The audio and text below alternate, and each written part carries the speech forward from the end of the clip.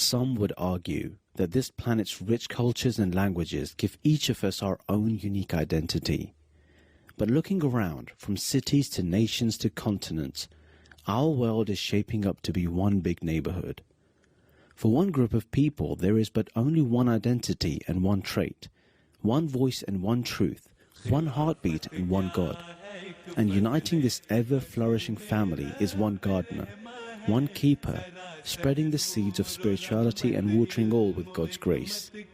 One man who walks day and night to every corner of the world to embrace every beloved soul and gather all of God's seeds. Hazrat Mirza Masroor Ahmad, Khalifatul Masih V, the successor to the promised Messiah ﷺ, and source of the same light as the Holy Prophet Muhammad ﷺ, now visiting the far east of our small world once again. Join us in this special series for the incredible journey of Hazrat Khalifatul Masih to the nations of Singapore and Australia, and let us bring you closer to the far side of the world.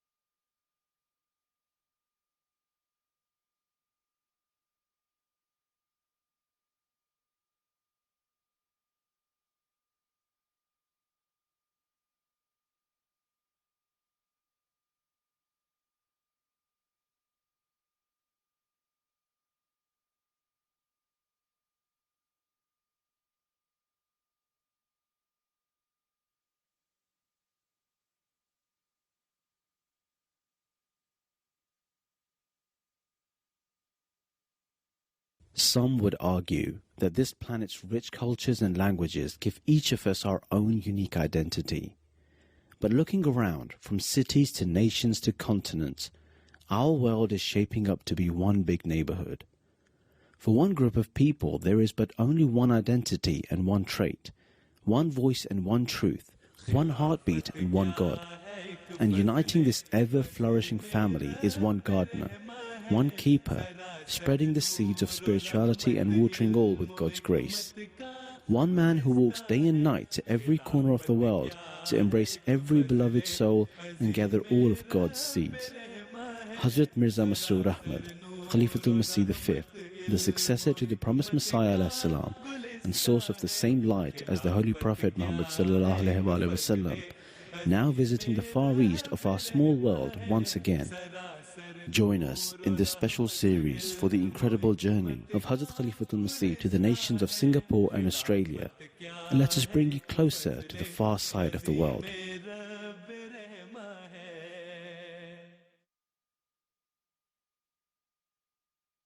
After his first blessed visit in 2006, this was the second time Hazrat Khalifatul Masih V was to tour the Far East.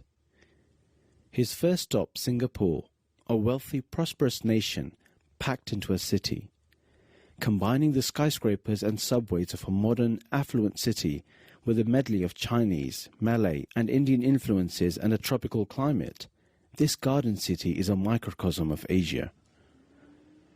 Hiding behind the mega financial structures is a humble world that still has its roots in a time bygone. It is in this world, in the Changi district, that the Ahmadiyya community has a small mosque which was to host thousands of Ahmadi Muslims for the arrival of their spiritual leader, Hazrat Mirza Masroor Ahmad, Khalifatul Masih V. Hazur was received by the Singapore National Ahmadiyya Muslim Executive Council, as well as Umara and presidents of neighboring countries at Changi Airport on the 22nd of September 2013.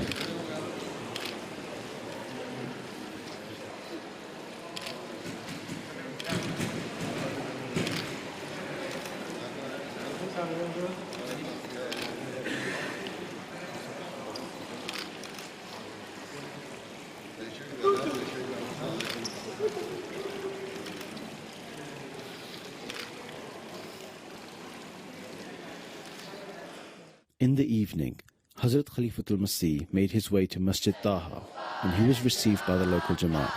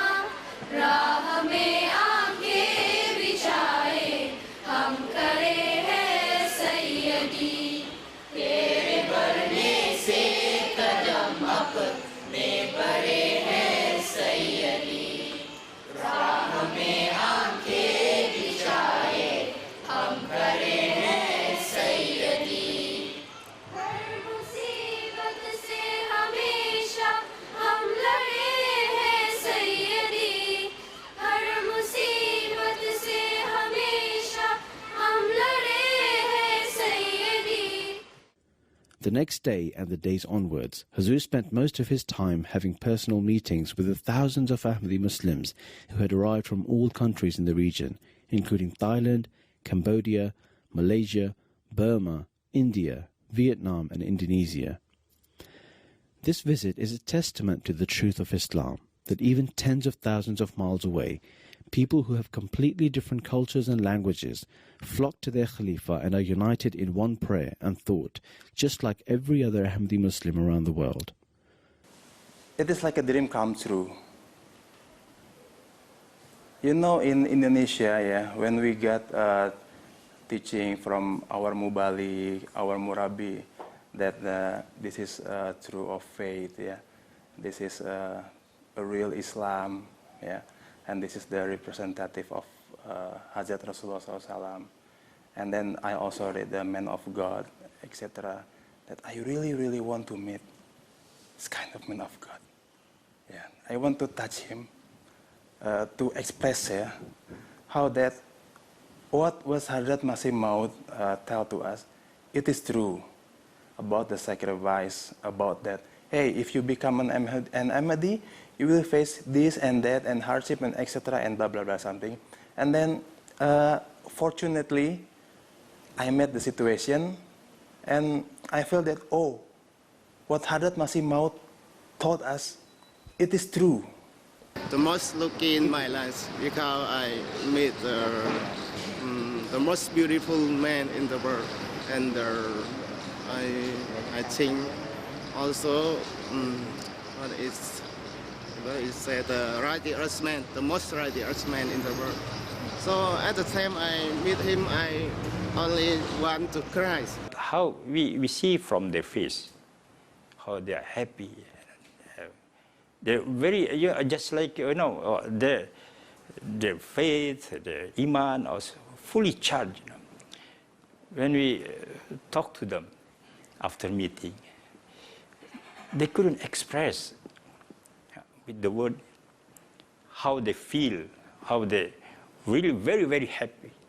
This is actually beyond our expectation because this we are planning for maybe around 1,500 now, or probably for the maximum 2,000. But I heard it's around 3,000 over that will be arriving for this Huzur visit this year. अभी हम सब हुजूर अल्लाह ताला बिन अजीज़ से मुलाकात के लिए हम तकरीबन 40 अहबाब यहाँ तशरीफ़ लाए हैं। यहाँ हुजूर से कल मुलाकात भी हुई थी, तो अल्लाह ताला के फजल से बहुत खुश हुए कि हम लोग का जो ईमान भी ताज़ा हो गए। हुजूर के बहुत अरसा से हम लोगों को बेताब थे कि हुजूर से किसी तरह भी मुलाकात हो जाए। The largest number of Ahmadi guests arrived from Indonesia, where Ahmadi Muslims have faced intense persecution for their faith. Ahmadi Muslims in Indonesia have been driven out of their homes, their mosques have been set on fire, many have been beaten, and some have even been martyred. Some of those who visited came from villages, with a few who had to sell their livestock and possessions just so they could pay for the journey to meet their Khalifa. Generally, our activities are normal. Those who by law or those, the decree or whatever, they couldn't stop our activities. We still hold our jalsa. There is some restriction, especially in West Java. If it's not all West Java, but only certain regency. Alhamdulillah, our Jamaat is still progress. Now, even though when we come, the situation not so good, but now because of the opposition from the Muslim in Cambodia, so our member they want to know why we are pray before. We are not pray 5 times, now we pray 5 times. Why they against us?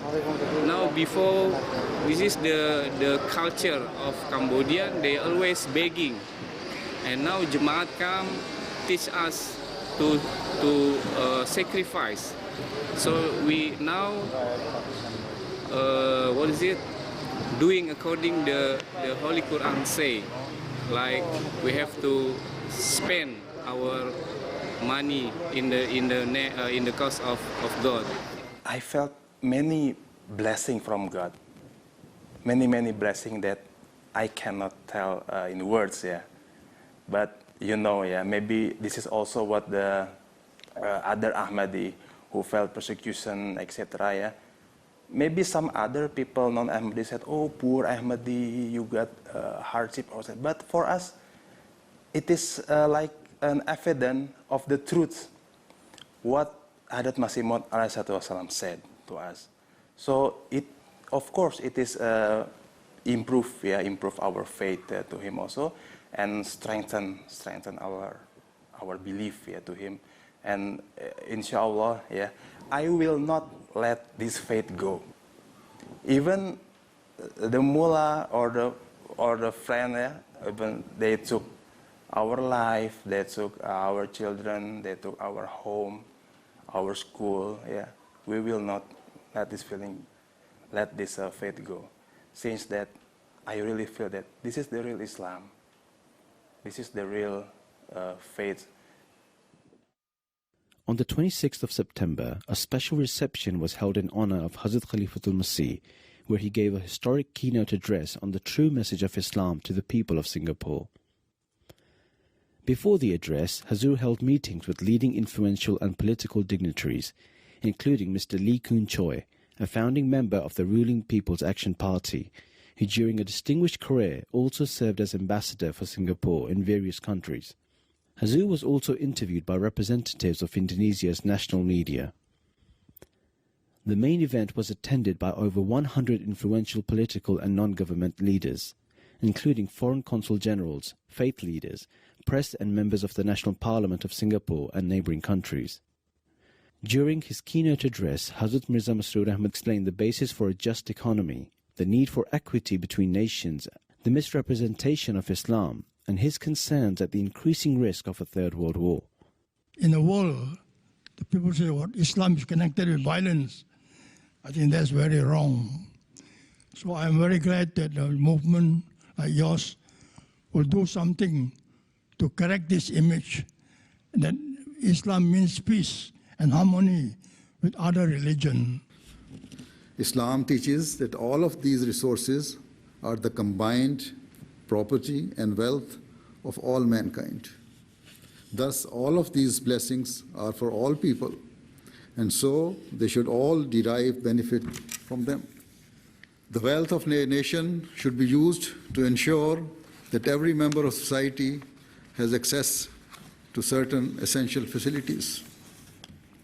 For example, Islam teaches that each and every child, no matter his or her background, should be provided a proper education so that they can develop into skilled and truly beneficial members of society.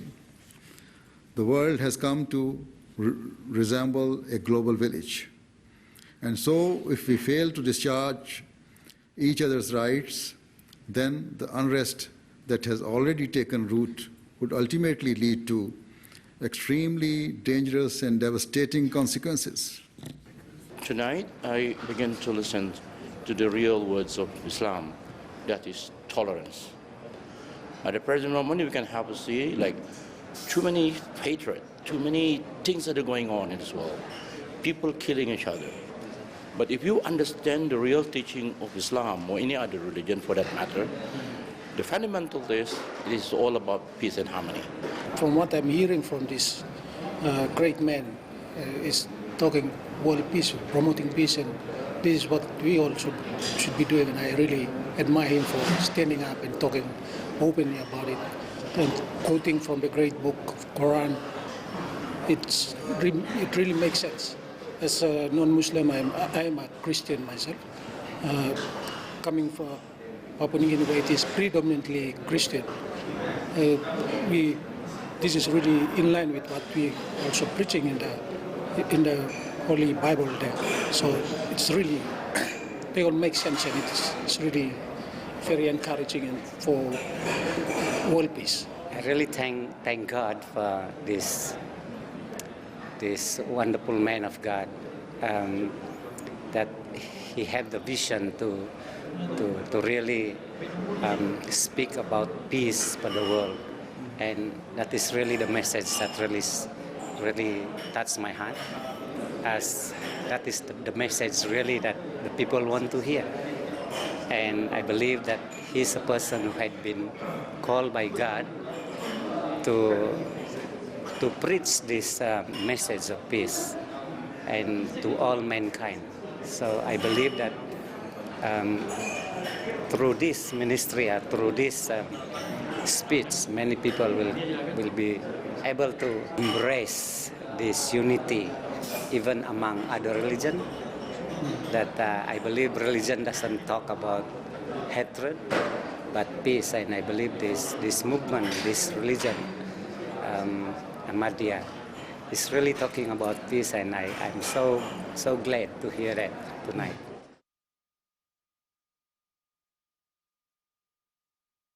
The next day, Hazrat Khalifatul Masih delivered his Friday sermon from Masjid Taha in Singapore to the whole world.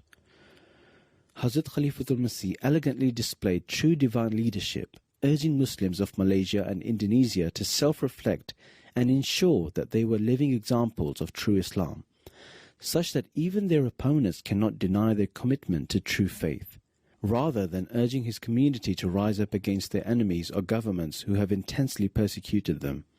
Hazur urged members to place their faith in prayers and supplicate to their Lord, reminding Ahmadi Muslims that the community in Pakistan was at the receiving end of even harsher hostilities at the hands of mullahs. हमारे मुखालफिन नहीं जानते कि अहमदियत वो हकीकी इस्लाम है जिसने अपनी जड़ें हमारे दिलों में लगाई हुई हैं, और कोई मुखालफत और कोई तेज़ आंधी हमारे ईमान की मजबूत जड़ों को हमसे जुदा नहीं कर सकती। अहमदी खुदा ताला के फजलों के नज़ारों को देखकर किस तरह अपने खुदा से किए हुए अहद से मुंह मोड़ सकता है, हज़रत सल्लल्लाहु अलैहि वसल्लम के आशिक़ सादिक़ से जुड़कर फिर किस तरह अपने बंधन को तोड़ सकता है। वो बंधन जिसने अल्लाह ताला और उसके रसूल सल्लल्लाहु अलैहि वसल्लम के साथ बंधन को मज़ीद मजबूत कर दिया है, जिसने ईमान में तरक्की के वो रास्ते दिखाए हैं जिनसे गैर अहमदी मुसलमान नाआशना हैं।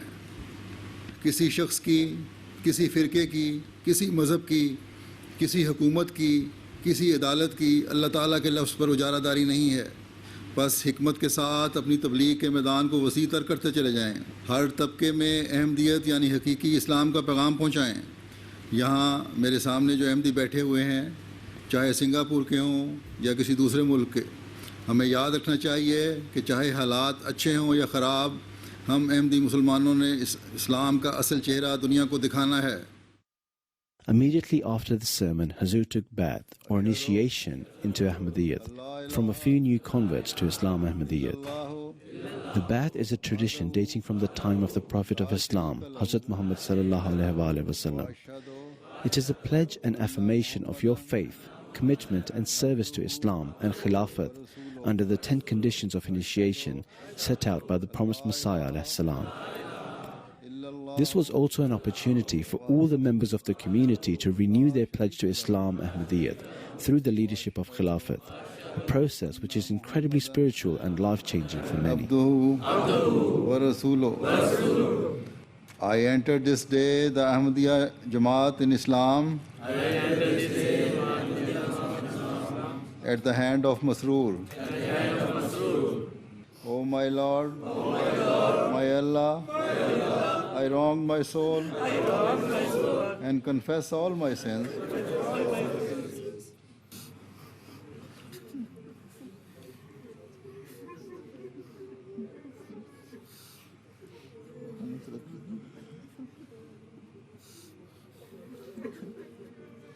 Ameen.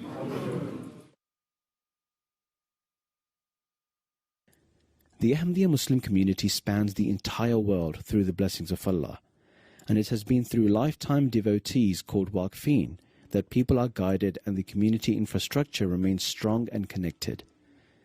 These Waqfeen are from all walks of life. Some are missionaries spreading the message of Islam, others serve as imams and community leaders, and there are many more who serve their faith and the larger community in all fields. The fourth successor to the promised Messiah, ﷺ, Hazrat Mirza Tahir Ahmad Khalifatul Masih IV, rahmahullah, launched the Waqf-e-Nau scheme, where children are dedicated for Islam by their parents before birth. These children are then guided and nurtured to be servants of Islam, and it is then only through their own choice that they finally become Waqfeen. Hazrat Khalifatul Masih continuously oversees and assesses many of the Waqfeen-e-Nau children personally and guides them towards positive goals for their future. For this purpose, he holds classes on his tours with Waqf-e-Nau of the region and guides them on all matters. Similarly, in Singapore also, many Waqfeen-e-Nau from Malaysia, Singapore and Indonesia attended the Waqf-e-Nau class with Hazrat Khalifatul Masih and received guidance from him. Classes were held for both boys and girls separately. He has completed his medicine. I asked them to make a clinic, a hospital in Indonesia, so he will serve there for the Jamaat. Jamaat will open a clinic, so he will serve there. Or I will send him to Africa, but where can I send you? The thing is that those who have attained the age of 15 should feel the bond that they want to continue their waqf. All right? And then continue with your, and let the center know that what type of education you are getting, right? So that we are well aware of your total, your record, that how your progress is, right? Hazur's trip to Singapore and the arrival of thousands of Indonesian Ahmadi Muslims to meet Hazrat Khalifatul Masih brought considerable attention of the Indonesian press, many of whom who had not been properly informed on the beliefs and practices of Islam Ahmadiyya. The reception held earlier in Singapore had caused a lot of interest in the Indonesian press, and thus on the 28th of September, Hazur had a special audience with more than 20 non-Ahmadi Indonesian guests representing various media, educational institutions and think tanks at the Taha Mosque in Singapore. During the 70-minute question and answer session, Hazur explained the true teachings of Islam and clarified various misconceptions concerning the Ahmadiyya Muslim Jamaat. What do you think about the Khalifa system, that it's supposed to be like that's for the whole Muslim, or actually you agree that there are many kind of Islamic group or Islamic sect that we have to this was the prophecy of the Holy Prophet of Islam sallallahu alaihi wasallam, that the time would come when Islam will split, or Muslim Ummah will split into 72 sects, or rather 73 sects. So now that the prophecy of the Holy Prophet ﷺ has been fulfilled, and the 73rd sect will be of the Prophet Messiah ﷺ, right? Then he will bring all the Muslims to one hand. So this is why we, Ahmadiyya Jamaat, is now spread almost in 204 countries of the world. We are in the Middle East, in the Muslim world, as in Indonesia, in Pakistan, in India, Africa, Europe, and the people are coming gradually towards Ahmadiyya. And quite a good number of Muslims are joining Ahmadiyya, from among Shias, from Sunnis, from Wahhabis, from Brahmins, and so other sects. So this will now make one sect. Not that every sect will have their own Khalifa. Khalifa will be only one. You see, these Indonesians, they joined Ahmadiyya. They were Sunnis before, or they were following those traditions or that ideology which was taught to them by their clerics and mullahs, right? But now they are Ahmadis. So we don't say any of them is wrong, but we say if you want to progress, you have to come to one hand and follow one leadership. And that was prophesied by the Holy Prophet ﷺ. Ahmadi need new vision, interpretation about religion, about Prophet? This question was also asked to the Holy Prophet ﷺ, and it is mentioned in the Quran. And Kuffar says, you just your vision and then we shall accept some of your views. Why should, if we believe that it is from Allah, then why should we change? For last 25 years we are sacrificing. We have lost number of lives. And we are stick to it because the belief we hold is from Allah. So if we do it, it means we have more fear of people than Allah. We fear Allah more than people. This is why we cannot change. We have to spread our message. You see? And you see, and 125 years ago, it was only one man. And now when he died, he was almost 500,000. And now, every year, we are getting more than 500,000 people joining Ahmadiyya. And now we are more than 100 million or 150 million. So why should we fear? Hazur's blessed visit to Singapore was at its end. On the 30th of September, Hazur departed from Singapore. Before his departure, Hazur bade farewell to the hundreds of Ahmadis who had gathered at Taha Mosque.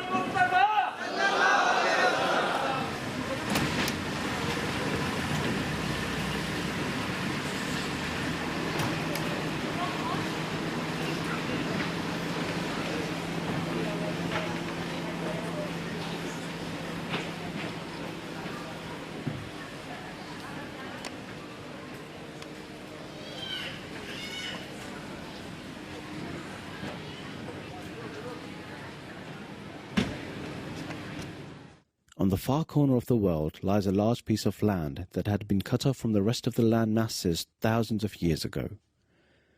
Today it has been transformed into an oasis of concrete.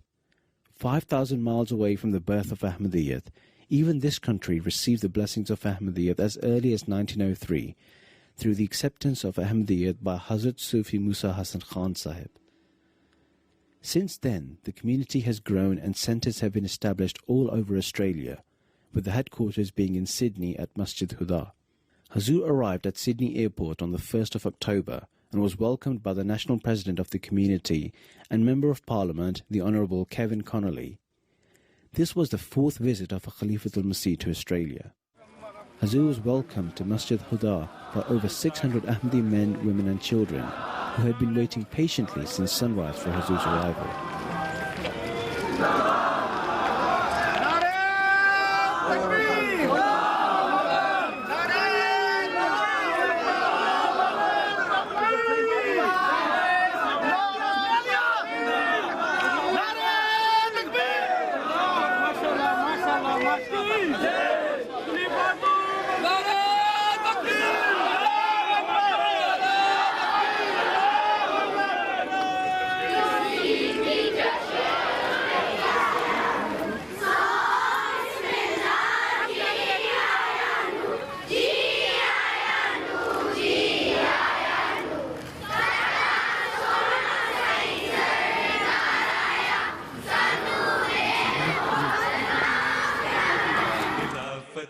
join us next week for the next episode, where we'll bring you highlights of the Jalsa Salana Australia, interviews of Hazur with ABC Network, and the historic reception address in Melbourne, as well as highlights of Eid and the foundation stone ceremony for a new guest house in Sydney at Masjid Huda.